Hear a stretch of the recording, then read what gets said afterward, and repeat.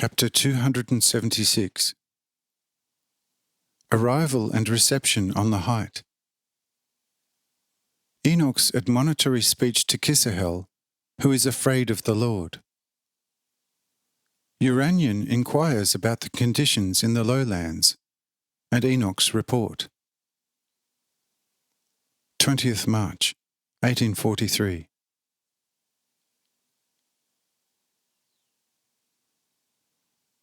This speech by Enoch was quite sufficient to straighten out the others, and they proceeded upward and arrived already after 7 hours, according to our chronology, in the region of the children of the morning.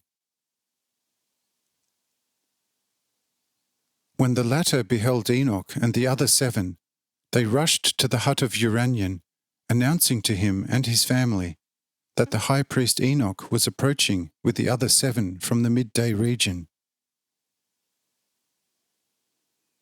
At this they all rose quickly and rushed to meet the newcomers with outstretched arms.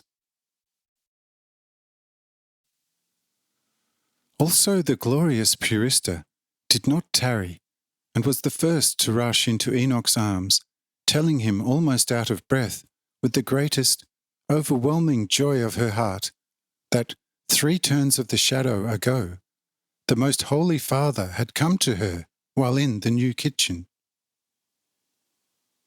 He had told her to prepare a good love feast for Enoch and the other 7 messengers approaching the height, and also to announce to them that he would be meeting them in the hut of love. When Enoch and all the others heard this news from the mouth of Purista, Enoch became exceedingly glad, greeted and blessed all who came towards him, and then also all those who had been unable to meet him. And Kisahel did likewise with the others. But as to his joy over the glorious Purista's news, it could rather be called a fear. For the affair with the dragon was still too vividly in his mind's eye for him not to remember how close he had been to falling into the dragon's trap. Enoch, noticing this, at once said to Kisahel and the other 6 with him, "Listen, I do not at all like the conditions of your hearts, which are in fear of the Father.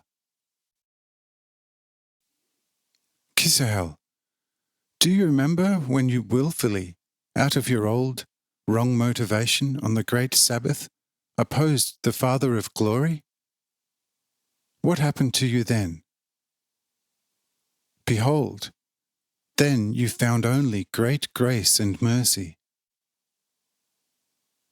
Remembering this with certainty, how can you now be so afraid of him, since you were merely taunted by the dragon, and were devoid of any free will towards falling? So be a man and a worthy son of Adam, not a foolish coward, and rejoice in the Father from the love depth of your heart, and he will strengthen you in the point where you are still weak. But if you are afraid of him, you can be assured that the fear will remain with you and undermine your love for God. And the Father, considering your weakness, will not be able to show himself to you. Believe me, my brother Kisahel, it is not the Lord who punishes the unrighteous. This the unrighteous does himself. For his deed has filled his heart with a great secret fear of God, and this fear then creates the judgment and punishment in his own heart. However, with the same heart with which someone through his mighty love for the Father can prepare for himself the eternal heavenly life, he can be also the creator of his own dungeon of death.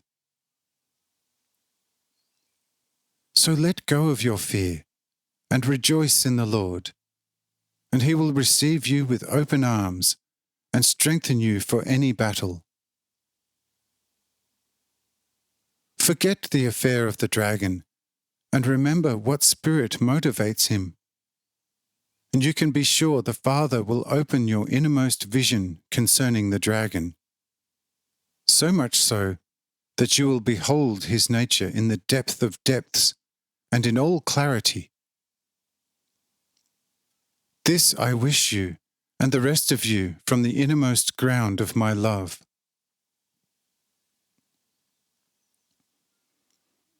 And so let us hurry to the hut of Purista, there to await with a heart full of love and longing the holy, most loving Father. Amen.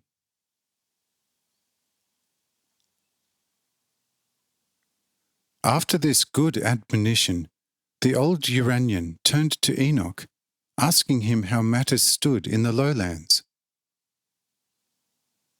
Thereupon Enoch said to him, "Listen, as for the lowlands, they remain lowlands in a physical respect, that is, compared with the mountains.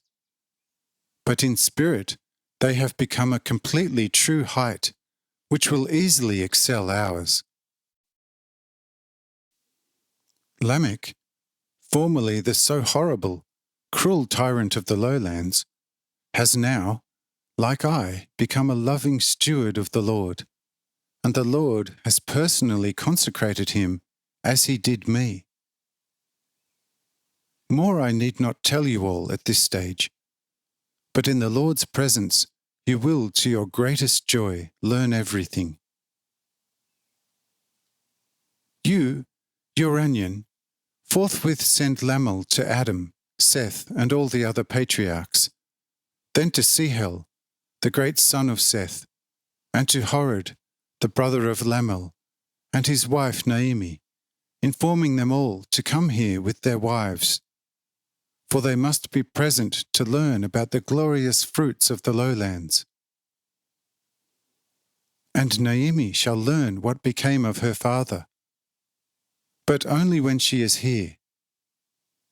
Therefore, Lamel shall do nothing but summon all those mentioned. All else they will learn here. Amen." And Lamel at once went and attended to his business.